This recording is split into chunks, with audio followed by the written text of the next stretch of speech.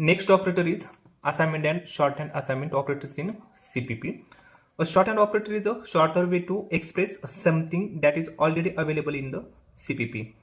Using shorthand operators effectively can improve readability, reduce redundancy, and make your CPP code more elegant. Here, two words are important. First one is convenient and second one is efficient. Okay, convenient means something is easy. अपना जो programme है ना वो easy बना देता है. Okay, then second है convenient. Convenient means something is done well with minimal waste of time, effort and space. उसका मतलब ये होता है कि शॉर्ट हैंड ऑपरेटर में आपने A plus is equal to B लिखा यहाँ. उसका मतलब क्या होता है, A is equal to A plus B ऐसा होता है. ओके, इस तरीके से अपने प्रोग्राम में जो स्पेस वेस्ट होता है वो सेव किया जाता है. A plus is equal to B आपने लिखा तो उसके लिए आपको 4 स्पेस अलोकेट होता है. ओके, और जब आप ए इज इक्वल टू उसका इवेल्यूशन करोगे तो ओके उसके लिए आपको कितना स्पेस अलोकेट होता है, 5 स्पेस आपको अलोकेट होता है. तो यहाँ आपका जो टाइम जो वेस्ट हो रहा था उसको राइट करने के लिए या कंपाइलेशन के लिए वो यहाँ सेव हो रहा है. ओके, देन स्पेस कॉम्प्लेक्सिटी भी आपकी यहाँ क्या हो जाएगी, कम हो जाएगी, रिड्यूस हो जाएगी. इस तरीके से आपको short hand and assignment operators का यूज करना है. शॉर्ट हैंड ऑपरेटर में फर्स्ट ऑपरेटर आता है आपका असाइनमेंट ऑपरेटर. उसको असाइनमेंट ऐसे बोलते हैं. उसका एग्जाम्पल है A is equal to 5, meaning उसका ए इज इक्वल टू 5 ऐसा होता है. Then plus is equal to short hand addition, उसको हम ऐसे बोलते हैं. तो उसका मतलब क्या होता है कि प्लस इक्वल टू के पहले जो वेरिएबल हमने यूज किया ये वेरिएबल आपको 2 बार यूज करना है. ओके, तो उसका इवैल्यूएशन कैसा होता है, A is equal to A plus B ऐसा होता है. ओके, तो 2 बार मैंने बोला था आपको कि एक बार आपको एक्सप्रेशन परफॉर्म करना है, ऑपरेशन परफॉर्म करना है जो एडिशन का होगा, और जो ऑपरेशन परफॉर्म करने के बाद जो रिजल्ट आएगा उसी वेरिएबल में हम क्या कर सकते हैं, स्टोर कर सकते हैं. ओके, इस तरीके से आपको शॉर्ट हैंड एडिशन का यूज करना है. Then short hand subtraction. Okay, तो उसको डिफाइन करने के लिए A minus is equal to B. जिस तरीके से प्लस में हम एक वेरिएबल ऑपरेटर के पहले यूज करते थे, प्लस इक्वल टू के पहले यूज, माइनस इक्वल टू ये जो ऑपरेटर है उसके पहले जो वेरिएबल हमने यूज किया ये वेरिएबल आपको 2 बार यूज करना है फिर से. तो A minus is equal to B, उसका इवैल्यूएशन ऐसा होता है, उसका मीनिंग होता है कि A is equal to A minus B. Then short hand multiplication आपको यूज करना है, A into equal to B, उसका इवैल्यूएशन, उसका मीनिंग इस तरीके से होता है, A is equal to A into B ऐसा होता है. Then short hand division, A divide by is equal to B, उसका meaning A is equal to A divide by B ऐसा होता है. Then short hand reminder.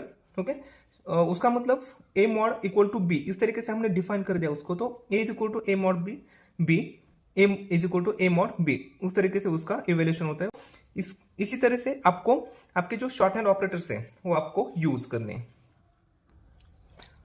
Short hand operator के लिए एक प्रोग्राम देते हैं, hash include iostream.h header file लिख दी, hash include conio.h header file लिख दी. देन मेन मेथड हमने डिफाइन कर दी. देन इंट ए नाम का वेरिएबल है, ए को 10 वैल्यू असाइन कर दी, बी को 5 वैल्यू असाइन कर दी.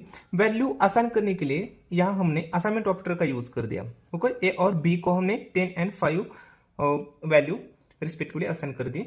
देन फर्स्ट ऑपरेटर है हमारा प्लस इक्वल टू, उसको हम शॉर्ट हैंड एडिशन ऐसे बोलते हैं. Okay, A plus equal to B write कर दिया तो उसका इवैल्यूएशन कैसा होता है, A is equal to A plus B ऐसा होता है. ओके, तो ए की वैल्यू हमारे पास कितने 10 और बी की वैल्यू हमारे कितने 5. 10 प्लस 5, ए में कितना रिजल्ट आपका स्टोर हो जाएगा, 15 रिजल्ट स्टोर हो जाएगा. तो ए में रिजल्ट आपका प्रिंट हो जाएगा 15, और short hand addition is equal to A message पे आपका प्रिंट हो जाएगा और ए की वैल्यू 15 भी प्रिंट हो जाएगी और ए में न्यू वैल्यू आपकी 15 आएगी. यहाँ 10 की जगह ए की वैल्यू आपकी 15 आएगी क्योंकि न्यू वैल्यू ऑलवेज स्टोर की जाती है लैंग्वेज में. देन नेक्स्ट ऑपरेटर है शॉर्ट हैंड सब्सट्रैक्शन. उसका इवैल्यूएशन इस तरीके से किया जाता है, A is equal to A minus B. अब ए में न्यू वैल्यू कितने आए थे हमारी 15, माइनस बी में कितने वैल्यू हमारी 5. 15 माइनस 5 तो उसका रिजल्ट आएगा 10. तो ए में 10 वैल्यू अब न्यू क्या हो जाएगी, यहाँ स्टोर हो जाएगी. ओके, 10 वैल्यू स्टोर होने के बाद short hand subtraction is equal to और ए की वैल्यू 10 आपकी प्रिंट हो जाएगी. अब ये में न्यू वैल्यू आपकी 10 आ गई. देन नेक्स्ट ऑपरेटर आपका शॉर्ट हैंड मल्टीप्लीकेशन, उसका evaluation A is equal to A into B इस तरीके से किया जाता है. ओके, तो ए की वैल्यू हमारे पास कितने है 10, 10 इंटू बी की वैल्यू हमारे कितने पास है 5, 10 इंटू 5 उसका मल्टीप्लीकेशन 50 आता है. तो ए में न्यू वैल्यू कितनी आएगी 50 आएगी. 50 आने के बाद ए की वैल्यू 50 प्रिंट हो जाएगी. Okay, then short hand multiplication is equal to, then A की वैल्यू 15 आपकी प्रिंट हो जाएगी। Short hand multiplication is equal to A की वैल्यू 50 प्रिंट हो जाएगी। देन नेक्स्ट ऑपरेटर आपका A divide by is equal to B, उसको short hand division ऐसे बोलते हैं। उसका evaluation is equal to A divide by B. A की वैल्यू कितनी है हमारी, न्यू वैल्यू 50 है, divide by 5, okay 50 divide by 5 किया तो उसका रिजल्ट कितना आता है, ए में 5/50 तो उसका रिजल्ट आता है 10। ओके तो ए में फिर से न्यू वैल्यू कितनी स्टोर हो जाएगी, 10 स्टोर हो जाएगी और ए की 10 वैल्यू क्या हो जाएगी, प्रिंट हो जाएगी। ए में न्यू वैल्यू 10 स्टोर हो जाएगी और न्यू आपका जो रिजल्ट है वो रिजल्ट 10 प्रिंट हो जाएगा एंड आउटपुट आपका प्रिंट हो जाएगा short hand division is equal to, इस तरीके से आपका आउटपुट प्रिंट हो जाएगा। देन नेक्स्ट ऑपरेटर आपका मॉड, उसको हम शॉर्ट हैंड रिमाइंडर ऐसे बोलते हैं। उसका evaluation is equal to A mod B, इस तरीके से किया जाता है। तो ए की वैल्यू कितनी है हमारे पास, अब न्यू आई थी 10 आई थी, मॉड 5 किया तो उसका रिजल्ट मतलब रिमाइंडर कितना आता है, 0 आता है। तो ए में लास्ट वैल्यू कितनी आएगी, अब 0 आएगी और 0 वैल्यू क्या हो जाएगी आपकी यहाँ प्रिंट हो जाएगी। और लास्ट में हमने फंक्शन यूज कर दिया गेट सेज, और गेट सेज के बाद आपका आउटपुट डायरेक्टली क्या हो जाएगा, डिस्प्ले हो जाएगा। तो इस तरीके से आपको शॉर्ट हैंड ऑपरेटर्स का यूज करना है।